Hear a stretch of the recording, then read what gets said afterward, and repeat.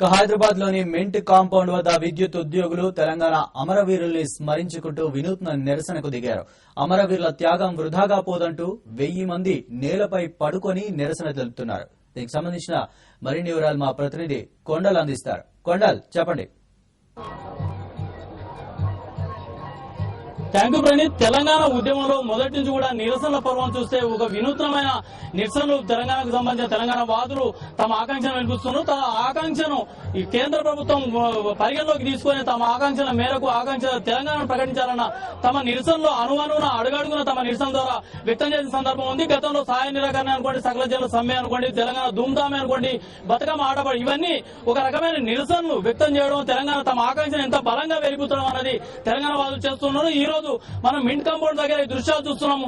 ఇక్కడ పడుకొని ఒక శవాల మాదిరి మనకు కనిపిస్తున్న ఈ బీదావా పరిస్థితిని చూస్తే మనం ఒకసారి 1000 మంది ఒకసారి సామూహికంగా చనిపోతే ఎలాంటి పరిస్థితి ఉంటుంది అన్నది ఇక్కడ కళ్ళ కట్టినట్టుగా తెలంగాణలో చెప్తున్నారు. తెలంగాణ ఎలక్ట్రిసిటీ ఉద్యోగుల జేఏసీ ఆధ్వర్యంలో జరుగుతున్న ఈ నిరసన కార్యక్రమాన్ని తెలంగాణ కోసం తెలంగాణ ఉద్యమంలో పాల్గొంటూ తెలంగాణ రాదని ఆందోళనతో ఆత్మహత్యలు చేసుకుని తమ ప్రాణాలను బలిదానం చేసుకుని అమరులను గుర్తు చేసుకునేందుకు ఈరోజు స్మృతి దీక్షను ఇక్కడ చేపట్టడం జరిగింది.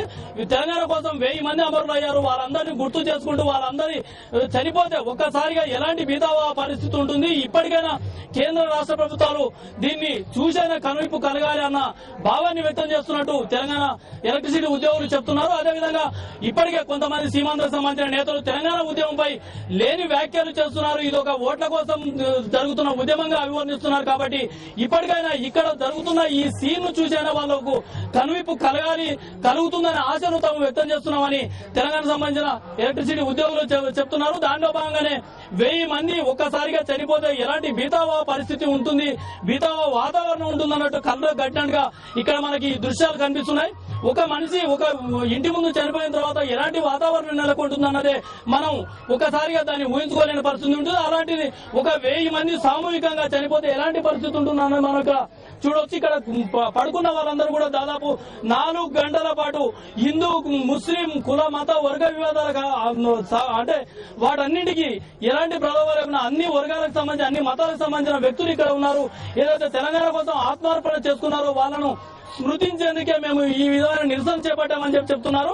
ఇక్కడ ఒక మనిషి అంటే ఒక పక్షి బతికున్నాగా ధవల వస్త్రాలను ధరించి అది పడుకొని చనిపోయినట్టు ఉండడం అన్నది ఒక వినూత్నమైన నిరసన. దేశంలో ఇప్పటి వరకు ఎక్కడ ఇలాంటి నిరసన లేదు అన్నది మనకు కూడా అనిపిస్తుంది. అలాంటి నిరసన వ్యక్తం చేయడం వెనుక ఖచ్చితంగా సీమాంధ్ర నేతలు ఎలాంటి ఆరోపణలు చేస్తున్నారో తెలంగాణ ఉద్యమంపై, ఆ ఉద్యమానికి ఇప్పటికైనా ఈ దృశ్యాలను చూసైనా వాళ్ళకు కనువిప్పు కలగాలన్నది ప్రధాన ఉద్దేశం. దాంతో పాటు కేంద్ర ప్రభుత్వం ఇప్పటికైనా ఇలాంటి దృశ్యాలను చూసి ఇక్కడ ఉన్న ఏదైతే నిజమైన పరిస్థితులు ఏమున్నాయో, తెలంగాణ ఉద్యమం కోసం అమరులు ఎంతమంది అయ్యారో వాళ్ళ ఆకాంక్షలు నెరవేర్చాల్సిన బాధ్యత ఉంది.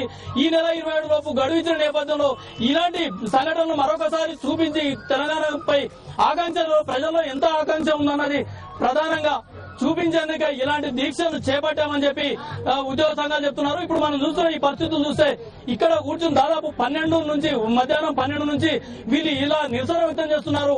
కదలకుండా మెదలకుండా ఒక రకంగా బ్రతికున్నా గానీ చనిపోయిన వాళ్ళలాగా తమ నిరసన వ్యక్తం చేస్తున్నారు. తెలంగాణ కోసం వాళ్ళ ఆత్మను బలిదానం చేసుకున్న దృష్టిలో పెట్టుకుంటే మేము చేస్తున్న నిరసన లెక్క కాదన్నది వీళ్ళ అభిప్రాయం వ్యక్తం చేస్తున్నారు. ఇలాంటి ఆకాంక్షల మేరకన్నా ఇప్పటికైనా కేంద్ర ప్రభుత్వం స్పందించాలి.